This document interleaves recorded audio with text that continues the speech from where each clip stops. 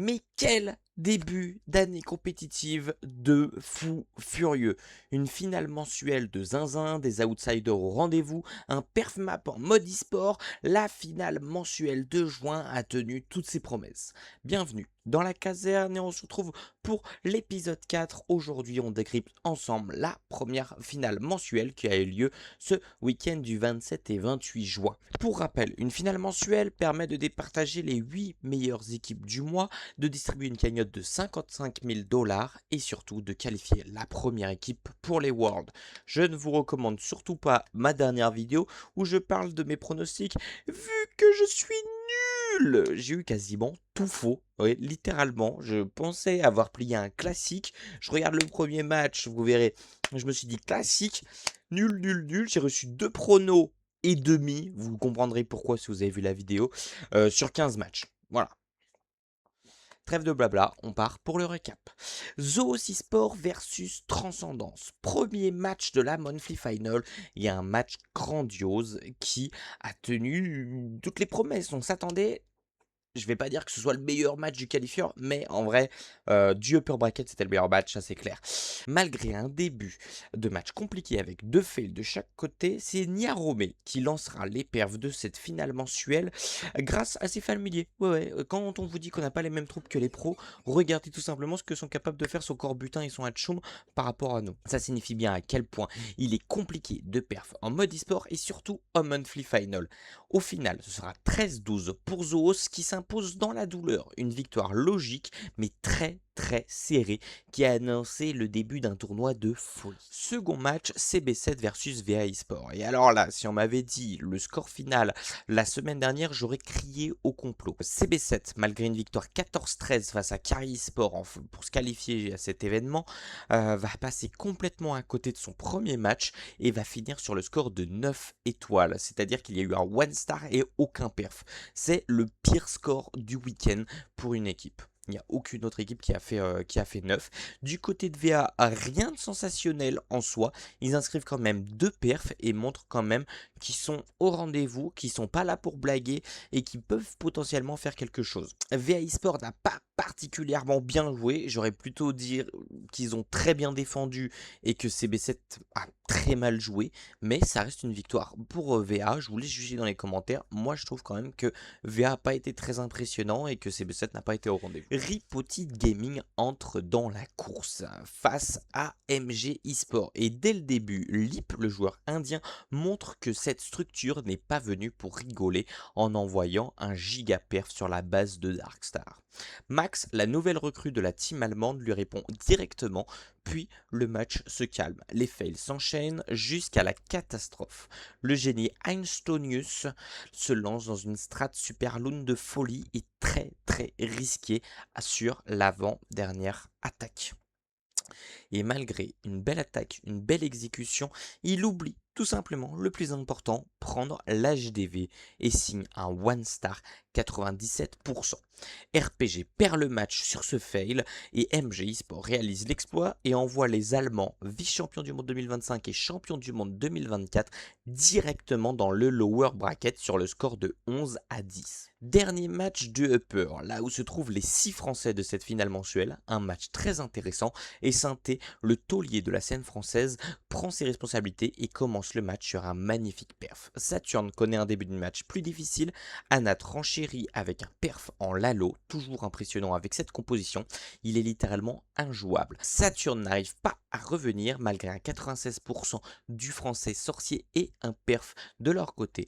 Tryhard va signer un 3e perf pour le roster français et malgré le one star de Nesphorix sur la dernière attaque, c'est bien nos français qui vont s'imposer sur le score de 11-12 sans être réellement inquiétés dans ce match. On passe maintenant au premier match de lower bracket où l'on retrouve Transcendance et CB7. Avec la différence de prestation des deux équipes lors du premier match de Upper, tout le monde voit Transcendance s'imposer. Niarome lance encore une fois son équipe avec un perf. CB7 souffre et montre un mauvais visage avec 3 fails pour commencer le match. Puis Chihuahua fail time 99%. Warman signe le premier perf de CB7 dans cette monthly final et sonne la révolte. Kazuma, joueur impressionnant l'année dernière, se rate complètement sur le dernier hit de Transcendance. Tout repose entre les mains d'Anakin, impossible de revenir au pourcent, c'est perf ou rien. Mais le joueur turc est déterminé à se rattraper de son one star du match précédent. Et il qualifie son équipe avec une très belle attaque. CB7 se réveille et élimine Transcendance, un sacré client, sur le score de 12-11. Les Japonais, malgré leur longue avance au pourcentage, sont éliminés de cette compétition. Second match de Lower, Saturn. L'équipe de Sorcier va signer un bon match, 12 étoiles et 93,2% de destruction. C'est un score honorable, ils montrent qu'ils sont capables de rivaliser offensivement avec le top team. Mais face à eux, RPG est en mission. Il faut absolument remonter. Et même si j'essaye de vous faire durer le suspense, l'équipe allemande n'en a absolument pas laissé dans ce match. 4 perfs sur leurs 4 premières attaques. Philippe n'offrira pas le perf map à son équipe, mais pas besoin, ils sont qualifiés sur le score de 14-12. Transcendance et Saturne sont donc classés ex-aequo 7ème et 8ème, ils repartent avec la cagnotte de 3000$, avec un bracket difficile pour ces deux équipes qui n'ont pas particulièrement mal joué. Malheureusement, ça n'a pas suffi sur ce mois-ci, j'ai quand même hâte de les suivre le mois prochain, car même si je ne croyais pas forcément le roster de Saturne, ils ont prouvé face à Vatic et RPG qu'il ne fallait pas les prendre à la légère.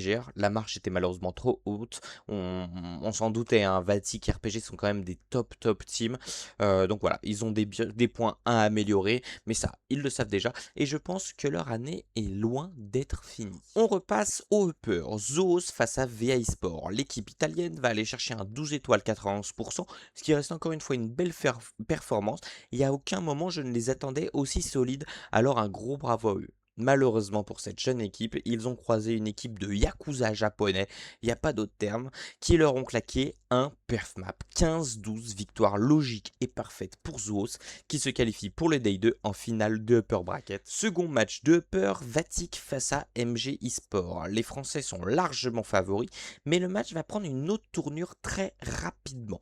3 attaques de chaque côté, égalité parfaite aux étoiles et au pourcentage. Aéro perd sur la 4ème attaque, mais Anat aussi. Dernière attaque, les équipes sont au coude à coude. Et là, Mr. Adzil fail 95%. Tout est possible, mais il faut faire mieux pour les Français. Malheureusement, Synthé va lui aussi fail sur le score de 88%. Et MG eSport se qualifie en finale de Upper en sortant RPG et Vatic. C'est parti pour le Day 2. Il reste 6 équipes en lice, mais 4 d'entre elles n'ont plus le droit à l'erreur. Nous commençons avec RPG face à VA eSport. Un match plutôt ennuyant et assez serré aux étoiles. Einsteinus se rattrapera de sa bourde de la veille et inscrira le seul perf de son équipe. De l'autre côté, c'est le Polonais Prezmek, je ne sais pas si je le dis bien, qui offrira le 3 étoiles à son équipe. RPG s'impose quand même sur le score de 11-11 avec une avance au pourcentage. Beau parcours pour VA eSport, mais une victoire logique pour la structure allemande qui a visiblement envie de montrer que le premier match n'était qu'une erreur de parcours. Second match de Lower, CB7 face à Vatic.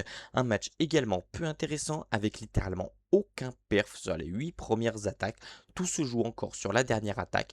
Nes4X ne trouvera pas le chemin du 3 étoiles pour les Français qui finit son match sur le score de 10 étoiles. De l'autre côté, Anakin doit une nouvelle fois clutch en faisant minimum 98%. Le joueur va assumer ses responsabilités et qualifiera une nouvelle fois son équipe avec un beau 3 étoiles. Beau parcours pour la structure italienne qui peut être fière d'être arrivée jusqu'ici. De l'autre côté, Vatic est sur une contre-performance. Top 5-6, ce n'est vraiment pas ce qu'ils auraient espéré. Ça reste quand même une belle performance dans l'ensemble, mais ils sont capables de tellement mieux. Ils l'ont montré à maintes reprises, mais ils sont aussi passés à côté de matchs plutôt gratuits, et donc ça leur offre ce top un peu décevant. Je pense qu'ils ont largement les capacités d'aller prendre un golden ticket, et j'ai hâte de les retrouver en juillet. Finale de Upper Bracket, MG eSport, après avoir sorti 2 des 3 favoris, vont-ils faire le sans faute en sortant Zoos? Spoiler, non. Zoos va encore une fois montrer sa supériorité et gagner le match logiquement 12-10. Ils sont donc à un match de leur qualification. Une pensée pour Stars qui perd sa série parfaite. Il est arrivé à ce stade-là de la compétition avec 25 perfs en 25 matchs. Malheureusement, il ne sera plus qu'en 25 sur 26. La bonne nouvelle, c'est que nous avons la confirmation que Stars est humain. On commençait à se poser quelques questions. On retourne dans le lower. CB7 et RPG l'ont remonté après y être tombés dès leur premier match. Encore une fois, un match pas forcément passionnant avec peu de perfs. Max d'ailleurs signera le seul perf et une victoire pour RPG sur le score de 11-10. Parcours compliqué pour CB7 qui atteint quand même le top 4. Je pense qu'ils auraient pu faire vraiment mieux, mais ils ont fait face à un mix, je pense, d'inexpérience et de pression qu'ils n'ont pas su gérer. Ils ont montré quand même un beau visage dans le lower avec cette élimination de Transcendance et de Vatic. J'ai également hâte de les voir le mois prochain avec un effectif qui changera légèrement. Ils vont bench l'allemand Henry. Il est complètement passé à côté de ce mois de qualification avec 9 perfs sur 29 matchs, ce qui est largement en dessous de ses coéquipiers, donc un bench assez logique, et on verra qui le remplacera et si ce sera bénéfique pour CB7 ou pas. Nous sommes donc en finale de lower avec MG Esport qui retrouve RPG. Vont-ils renouveler l'exploit et pouvoir retenter leur chance face à Zoos? Même scénario que le match précédent. MG Esport ne trouvera pas la faille et se fait même saboter par un tornado MVP du match. Du côté de RPG, c'est encore Max qui signe le seul perf et qui qualifie son équipe en grande finale. 11-10 avec une belle avance au pourcent, victoire logique encore une fois pour la structurale. Félicitations à MG Esport qui a quand même montré de très belles choses, c'est peut-être bien la première fois qu'une structure indienne va aussi loin dans les Worlds. Ils repartent avec la belle somme de 6000 $ qui peut les aider à encore mieux performer le mois prochain, car le problème de ces petites orgas, c'est le manque de budget. Prendront-ils un ticket? Je vous laisse me le dire dans les commentaires. En tout cas, je pense qu'ils n'ont pas dit leur dernier mot. RPG est donc remonté face à Zoos eSport. Au vu du loupé de Vatic, c'est la finale la plus logique qui a lieu. Zoos n'a jamais perdu, ils partent donc avec un gros avantage. RPG doit les battre 2 fois, mais eux n'ont besoin que d'une seule victoire pour se qualifier. Et encore une fois, c'est le même scénario. Max ouvre avec un 3 étoiles, puis plus rien. Aucun autre perf dans le match. Et c'est là que c'est impressionnant, car voir Zoos faire 10 étoiles, c'est vraiment très rare. Et je pense que General X a pas prévu de laisser son trône de meilleur builder du monde. 11-10, RPG force le bracket reset et fait douter Zoos. Tout se jouera sur le dernier match. Et cette fois-ci, nous avons le droit à la finale que nous voulions tous. Les équipes se rendent coup sur coup. Ryuta lance son équipe avec un 3 étoiles. Forcément, Max lui répond et finit son qualifieur avec 6 perfs sur 7. Le joueur élu MVP de l'année en TH17 a visiblement rien perdu de sa superbe et est complètement prêt pour le TH18. Gaku, le capitaine japonais, perf lui aussi sur la seconde attaque. Le capitaine allemand General X lui répondra également avec un 3 étoiles sur la base de Ryuta. Yata montrera le premier signe de faiblesse, si on peut appeler ça comme ça, avec un fail 96%. Darkstar quant à lui ne faiblira pas, le joueur italien signe le troisième perf pour RPG qui prend donc une étoile d'avance au milieu du match. Stars va également fail 90%. Heureusement pour les Japonais, Einstonius ne tuera pas le match à cause d'un fail time 97%.